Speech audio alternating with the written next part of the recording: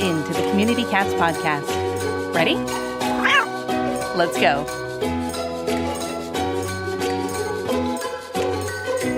Welcome to the Community Cats podcast. I am your host, Stacy LeBaron. I have been involved helping homeless cats for over 20 years with the Merrimack River Feline Rescue Society. The goal of this podcast is to expose you to amazing people who are improving the lives of cats. I hope these interviews will help you learn how you can turn your passion for cats into action. Today, we are speaking with Andi Kola.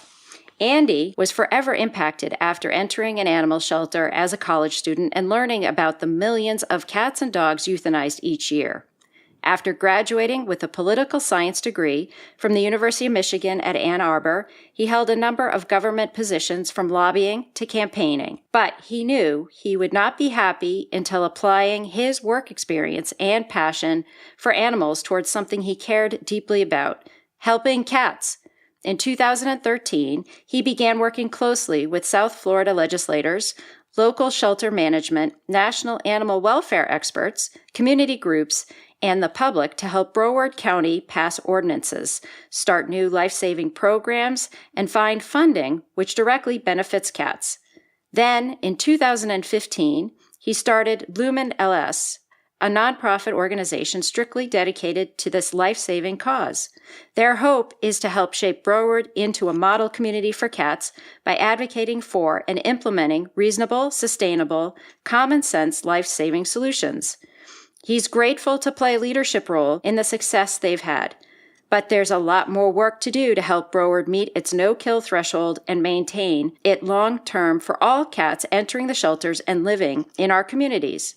LumenLS aims to virtually eliminate premature death and suffering for cats of all ages and types in Broward and beyond. Andi, welcome so much to the show. Thank you so much for having me on, Stacey. I'm really excited to be here. So I just want to clarify for our listeners, Broward County is in Florida. Can you tell us a little bit more about how you got started with community cats? Yes. So I was actually in high school when I had my first cat solo, and he was just an amazing experience in my life. He taught me the meaning of love, understanding, and compassion, and I've always loved cats ever since that. And I walked into an animal shelter. I think it was in Miami when I started law school here, and I saw there was a huge sign that said 50% of cats are euthanized, and it just kind of hit me. I would have never expected that to be true, and that sign stuck with me ever since I walked into the shelter, and I just had to do something about it. So I moved to Broward County, which is about 35 minutes north of Miami, and I found out that the problem over here was really similar to Miami's, and it was my opportunity to do something. Before I started anything, I tried to think of where are all of the problems and what's going on with cats that I thought was wrong or that I thought was a problem. And what I asked myself, I said, what are all bad things that could happen to me if I am a cat?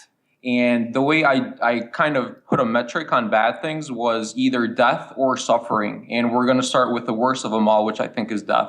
So I found out the main ways that cats were dying. And one of the ways was shelter euthanasia. And it still is in many communities throughout America. So I figured it would be a natural place to start our efforts would be to virtually eliminate shelter euthanasia of cats here in Broward County and beyond. And how this all comes back to the community cats is that community cats just happen to be the number one category of euthanized cats at the time, which was about a year and a half ago. And it was just a natural start. We just literally broke down the categories of cats that were euthanized by the highest numbers. Community cats were at the top.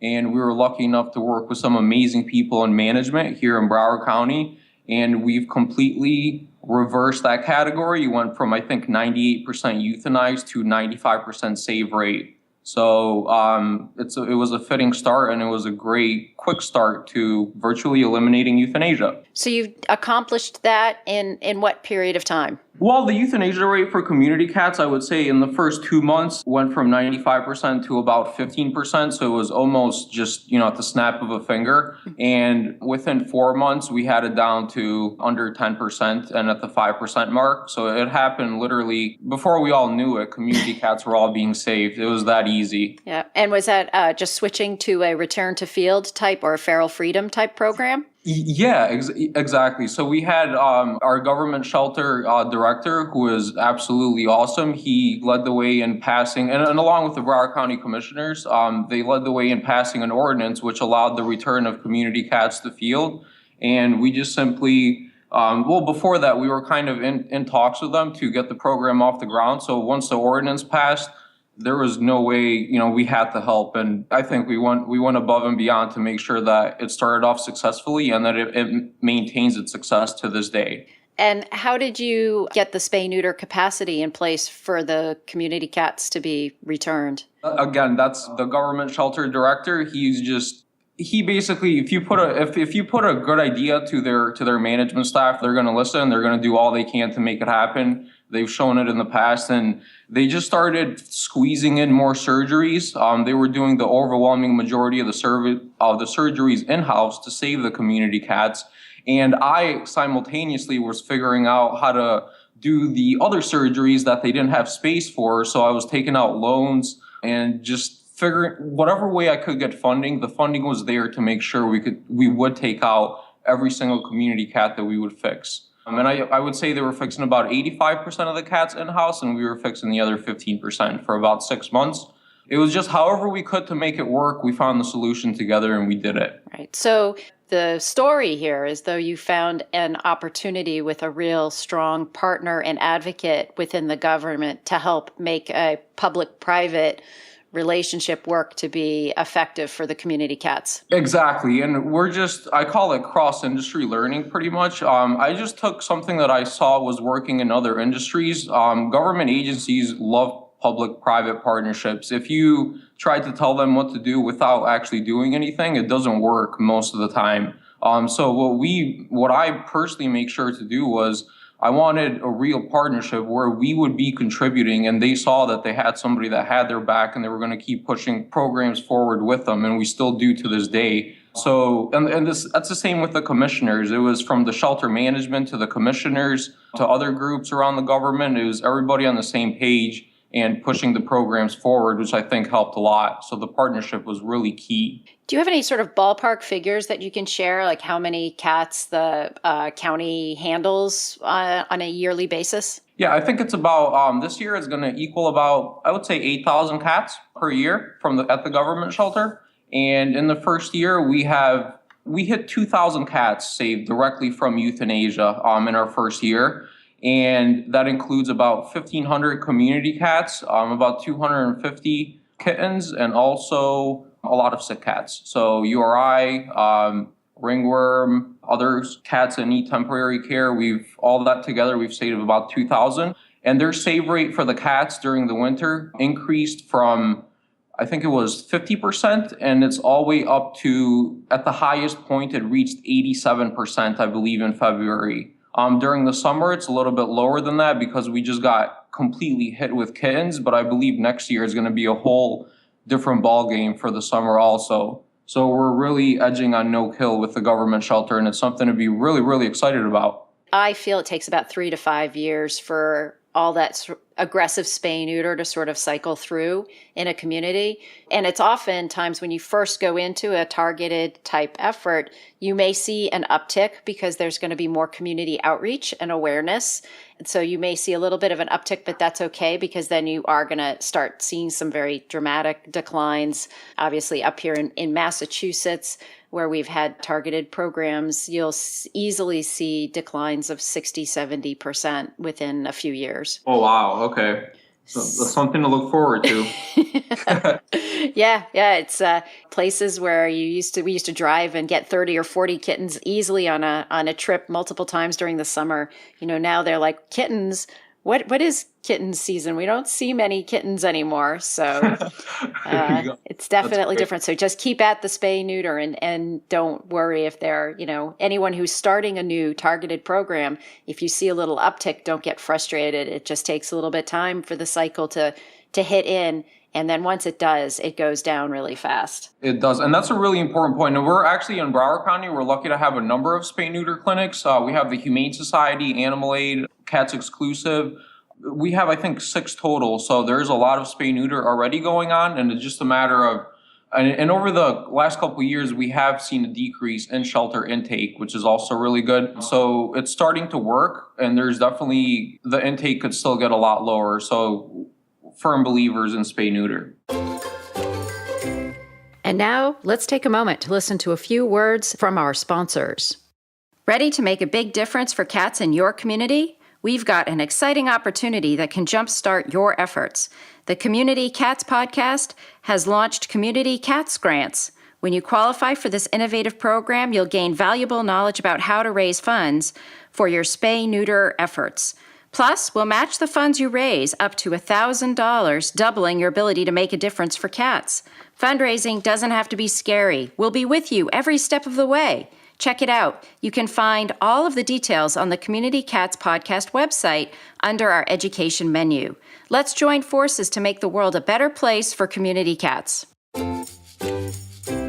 You had mentioned when you first started out that you had reached out to quite a few experts. Do you have a few people that you would actually list as mentors in helping you get started? I do, and I would say not in the traditional sense of mentor some of them, because I've never met them nor talked to them. I just read their material. But I would start with the first category, which are my true mentors. I would say Rick Ducharme from Jacksonville and the whole First Coast No More Homeless Pets organization. They have been absolutely amazing, and they are setting the standard for so many different programs throughout the country. So we're just lucky to have them in our corner, and we're just following suit in what they're doing and trying to make it happen down here.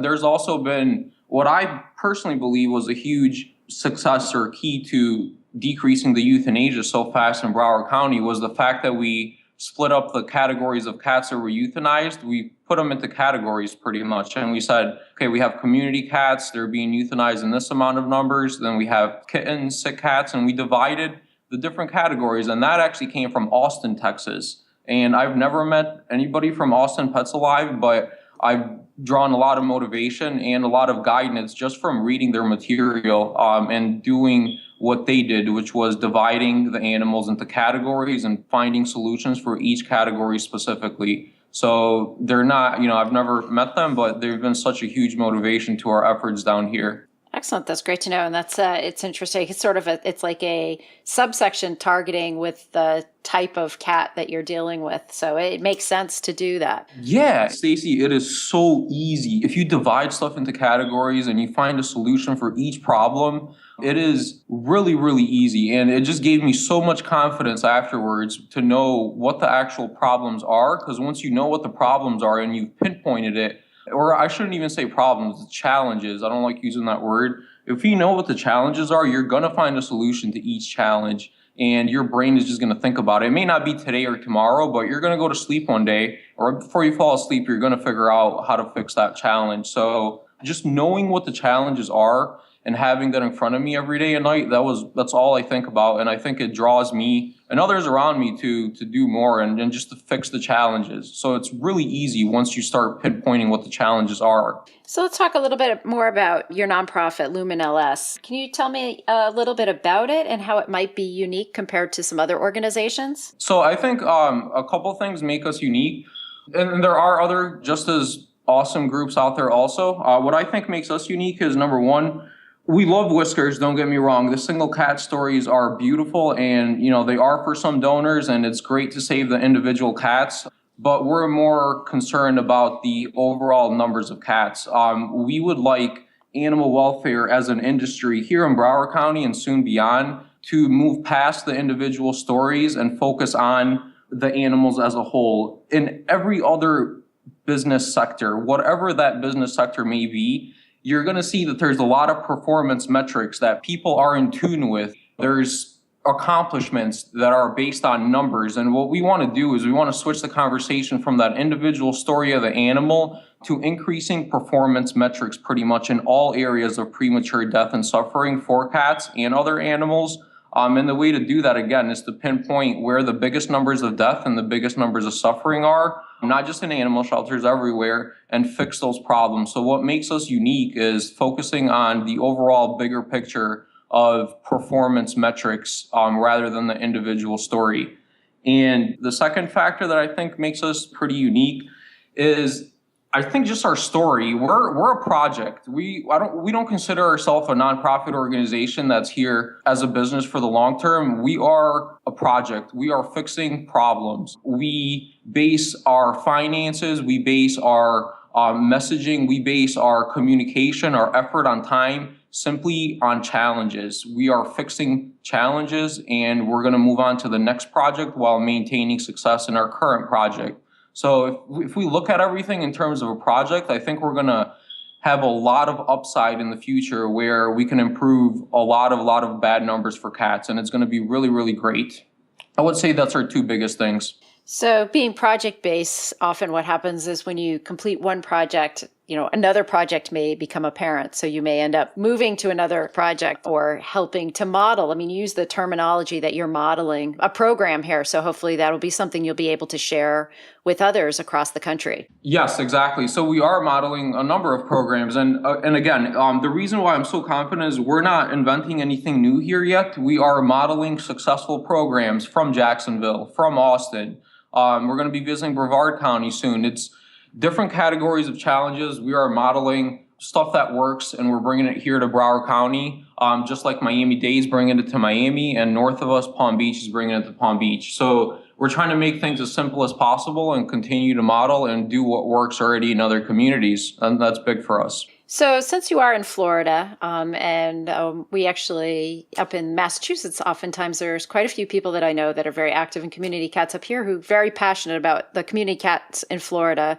And we hear stories. And what's your take on the situation for community cats across the state as a whole? I can speak for South Florida. I'm not really too familiar with the North, with the exception of Jacksonville, and there's no better place, I think, in the country to be a community cat than in Jacksonville. Yep. But in terms of South Florida, I know there's some people that have concerns about it. I can't say anything except for positive for the overwhelming majority of South Florida community cats.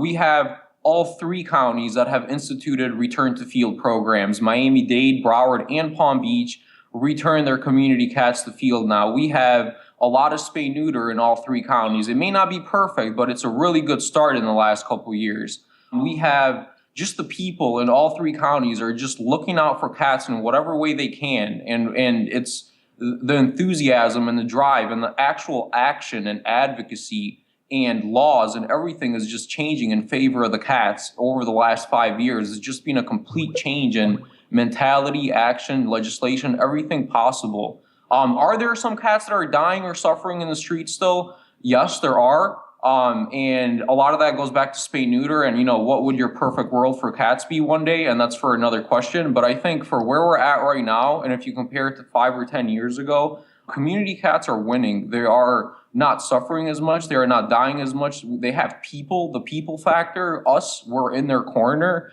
And it's only growing. So I'm really, really excited to be a part of this. And I love the South Florida situation for community cats, and we're still going to make it a lot better than it even is right now. That's great. And I would get the sense that you talk and collaborate with the folks in the other counties, as it sounds like you sort of have the coalition word might be a little bit strong, but maybe not, a grouping of organizations so you can sort of cross-pollinate in that area, because one success breeds success beyond the area too. Yeah, that's a really important point. So we try to pick up as much as we to learn from everybody in South Florida. And I think between the three counties, there's a general consensus between all three government agencies and between shelter management on which way to move forward. So it's instituting the same programs.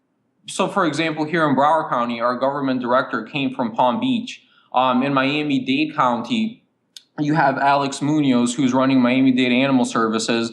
And 3 years ago, Miami-Dade was a high-kill shelter, and Alex came in with no sort of animal experience whatsoever, and he's completely changed the ballgame there. So to me, again, I haven't talked to Alex before for any decent amount of time, but just by knowing that and knowing where he came from, he's always learning. That gives me motivation, and that motivation goes to other people, and it's contagious. So I would say there's a lot of tri-county help going around for everybody. So the one important takeaway for all of us is if you feel like you're in your own little private isolated bubble, it's really important to get out and network with others. or even just read about the work that others are doing, get on other organizations' mailing lists, check out their websites, make sure you're learning from groups locally as well as all across the country to be able to further help and improve your program. Yeah, that's big. And if you don't, you're just, shooting pebbles. If you don't have anything to base what you're doing on, number one, you're spending more time trying to invent things that are already out there, and that's not really benefiting the cats in the short term. And number two, you're probably going to go crazy trying to think of stuff that already exists, which also doesn't benefit the cats. So learning from other organizations is absolutely huge. And there's a solution out there for just about everything so far in regards to animal welfare, and just picking the strong points of other shelters and bringing them to your local community. That is absolutely huge. And if I could add on a little snippet here about excuses, there's a lot of times that, and I'm 28 years old. I'm not rich. I've never had a lot of money. I've never really had anything except for I wanted to change the world of cats to make it better. And my conviction in that was really, really, really strong. And I think that's what's led to a lot. But there's a lot of times where I could have made excuses and started blaming other people for the problems. I could have tried to wait for others to do something, and I could have quit easily when, I don't know, my bank account was in the negative because I had to figure out how to pay for 100 spay-neuter surgeries overnight, and I could have not done it. But getting over excuses and just completely eliminating that from your vocabulary and from your thoughts, I think that's going to be huge for the cats. I wouldn't wait for others to do it in whichever community you are in. Just do it, start yourself, and I guarantee you other people will back you if they know that you have their back. And just remember that nobody's vision or nobody's life view is the same. So people come from all forms of background, and it's up to you for the good of the cats to kind of meet in the middle, everybody where they're at, and just to help save more cats. So just shun excuses, don't blame others, and keep moving forward with what you know is good for cats. That's great. That's really an excellent way to think about it. When I was working with volunteers at our shelter, we would have different people complaining about how people were doing litter box stuff or whatever. And I used to always use the line, well, we all brush our teeth in different ways, but what's important is at the end of the day that the teeth are clean, There you go. That's exactly right. That's right. That's a good way to put it. So, Andi, how could people find you if they want to find out more about your program or ask you questions about how you set things up? Yeah, so our website is LumenLS.org. That's LUMENLS.org. And on Facebook, it's facebook.com/LumenLS. Please do find us. We'd be really happy to answer any questions with starting or pretty much anything. What we do ask when you contact us, if you're looking for advice or anything, is just contact us with a positive attitude and come in this with a solutions-based mind. And you'd be surprised how far you're going to get. So we would love to help with what we know, and we can always get other people to help you also, no matter what the challenges are, as long as you take the lead in your community to do it, to make the change that you know is possible. Excellent. Any last parting words that you'd like to share with our listeners today? Yes. So I would really quickly like to say that shelter euthanasia is one form of premature death and suffering, but there are other forms outside of the animal shelters. And for the last 10 years or so, the conversation has been overwhelmingly on animal shelters for euthanasia, but there are other forms. So for anybody out there that's thinking about doing something for cats, let's really get going on the shelter euthanasia stuff so we can move past it, because we know what the solutions are and we have to move on to a lot of other things that are wrong right now with cats. And whichever community you're in, just do whatever you can to put in the solutions that we know work, and then also focus on other things that we know are out there. And I think in the last 10 years, animal welfare has come so far, and the next 5 to 10 years is going to go to crazy new levels of goodness for cats and dogs. So just do something. Like whatever you're thinking about right now, just do it. Help us, help the cats. And together, I just think there's going to be a really bright future for our cats and dogs. So I'm really excited about it. Andi, thank you so much for being a guest on the show. I think we could probably go on for another half an hour easily. Yeah. I want to thank you so much for being a guest on the show. And I really do hope that maybe we can have you on the show again in the future. That sounds amazing. And thank you so much for having me on, Stacy. Thank you for listening to the Community Cats podcast. I would really appreciate it if you would go to iTunes, leave a review of the show. It will help spread the word to help more community cats.